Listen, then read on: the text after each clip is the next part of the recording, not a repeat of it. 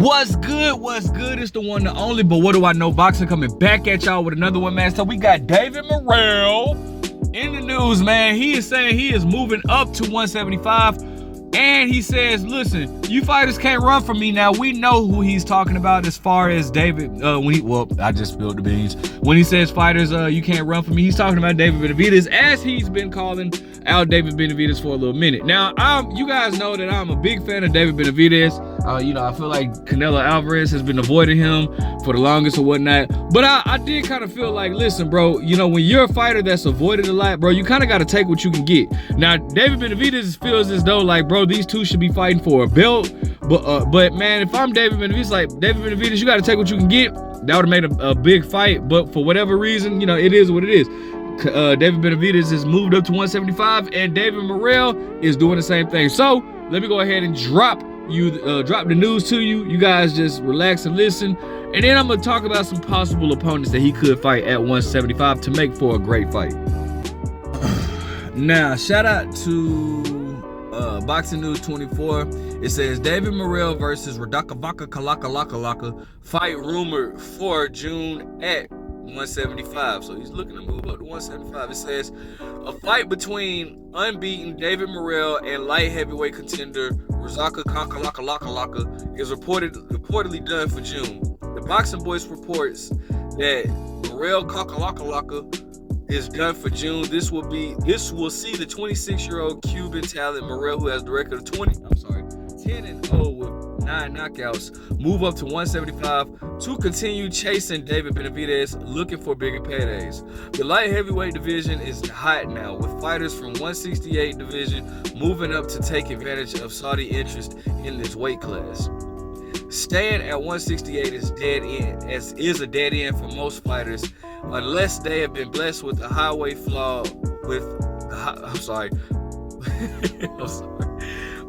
staying at 168 is a dead end for most fighters unless they've been blessed the way highly flawed Jaime Munguia with him getting a money fight against Canelo Alvarez, which he doesn't deserve in any way, shape, or form, aside from being an easy mark. Oh, but when I say it, you Canelo fanboys call me a hater. I guess we all haters, huh? Potential for undisputed title shot. It's a smart move for Morrell, as he's not expected to ever get a shot against the highly selective undisputed super middleweight champion Canelo Alvarez. I feel the same exact way. And guys like Edgar Berlanga, Jamal Charlo, and Caleb Plant have shown little interest in fighting him. I don't know about Caleb Plant. Caleb Plant seems to want smoke from everybody. Jamal Charlo, the thing about it is him and Jamal Charlo both train under Ronnie Shields, so that might not happen. Now, Edgar Berlanga, I don't think Edgar Berlanga wants any smoke with dude. Going to 175 will put Morrell in a position to get a good money fight if he can get a chance to fight for the undisputed championship against the winner of the fight between IBF, WBC, and WBO light heavyweight champion Artur Beterbiev and WBA belt holder Dmitry Bivol. Excuse me. The 32-year-old Siberian-born Kalaka, who has the record of 29-2 with 21 knockouts, is ranked number 6 in the WBA and number 8 in the WBC, and has won his last 5 fights against lower-level opposition since being down and out in 5 rounds by Artur Beterbiev in 2019. All right, Kalaka has good power and an aggressive, action-packed style of fighting, which could make for an interesting fight against a powerful Morrell. Morrell needs to continue to get some rounds in, as he's only fought 3 rounds in the last 2 years since 2022. He's not active, and he's knocking everyone out too quickly. And Morrell, see, that's like, that's where it kind of comes to haunt you just to be a knockout artist, because you got guys like, you guys remember Edgar Berlanga? He won his first 16 fights with the first round knockout, and then he stepped up just a little bit in competition, and we haven't seen, he went 4 years without a knockout, and he looked 4 years without looking impressive, up until his last fight, which was a few months ago or whatever. That's or was it earlier this year? Whatever the case may be, a few months ago, which I guess was earlier this year, was his first knockout in like 4 years or 3 years or something like that, in a long time. And you know that just goes. It's like a gift and a curse to be a knockout artist. You know what I'm saying? Like, you know. But anyways, in Morrell's last 2 fights, he stopped Sine Adbako in 2 rounds and Yamaguchi Falco in 1. All right. If Morrell stays at 175, he needs to fight better oppositions than if he stays at 168 and is avoided by the top guys like Canelo, Plant, Berlanga, and Charlo. Once again, I don't think Plant is avoided. Plant stated he would be interested in fighting him. He doesn't seem like he's avoided anybody. And him and Charlo are stablemates. Unfortunately, one problem that will continue to plague Morel is the rarity of his fights. With him being a PBC fighter and not having many available dates in a new Amazon Prime Video platform, Morel may be stuck on the sidelines, rarely fighting. That, my friend, is very true. All right. Now, trying to see, like, look at it, it's definitely some interesting fights out there for David Morrell. But the only problem is, will PBC be willing to work with these guys? Now, Alexander Gerstracker is who David Benavidez is now fighting. Obviously, the elephant in the room would be David Benavidez, right? Because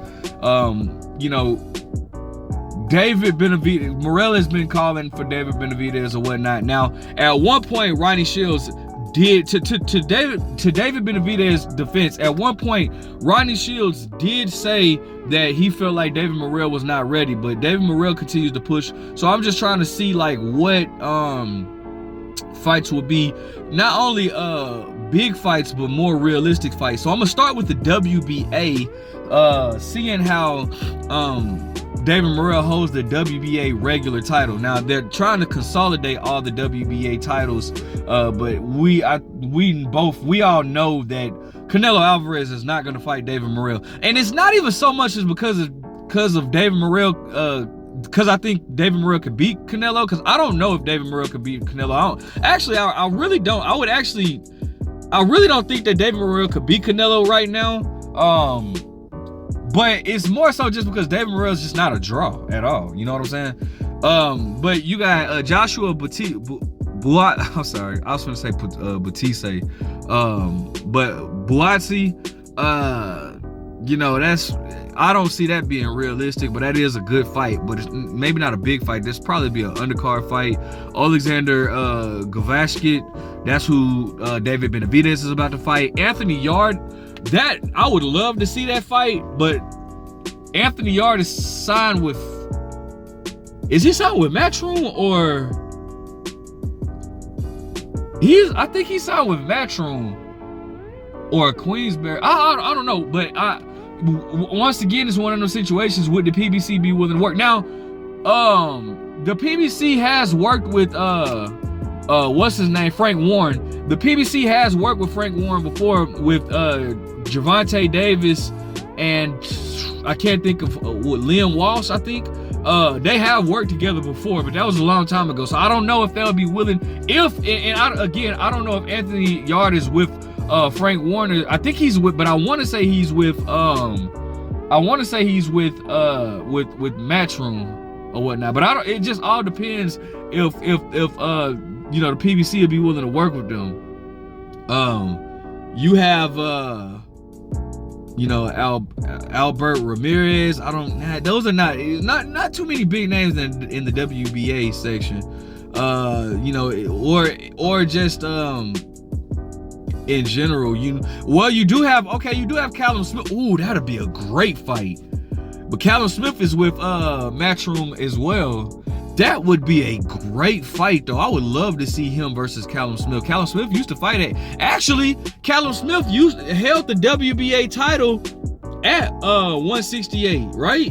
Because Caleb Plant had the IBF. Caleb Plant had the IBF. Billy Ho Saunders had the WBO. David Benavidez had the WBC. And yeah, Callum Smith had the WBA. So yeah, actually he did. That's crazy. I would love to see that fight because Callum Smith can fight. The dude can fight. I mean, he lost against Artur Beterbiev, but Callum Smith can fight. So I would love to see that. That actually would be the #1 fight I would love to see, aside from him and David Benavidez. But you know, other than that, it's not too many big names at 175. And then obviously you got the two kingpins, Artur Beterbiev and Dimitri Bivol. And I think stylistically, Dimitri Bivol versus David Morrell would be a great fight, but I think Dimitri Bivol would give him that work. I'm not even gonna lie to you. I don't think he's ready for Bivol or Beterbiev. I don't even know if David Benavidez is ready for those two. But you know, time is the biggest snitch of all. It always tells everything, right? But I definitely would love to see him against Anthony Yarde or Callum Smith. Those two fights make for a great matchup, in my opinion. So hopefully we can get these fights. I still think it's a lot for him to accomplish down at 168. I would love to see him versus Demetrius Andrade, which was rumored, but it is what it is, man. Let me know what you guys think. Make sure you guys like, comment, subscribe. Who do you want to see David Morrell fight next? But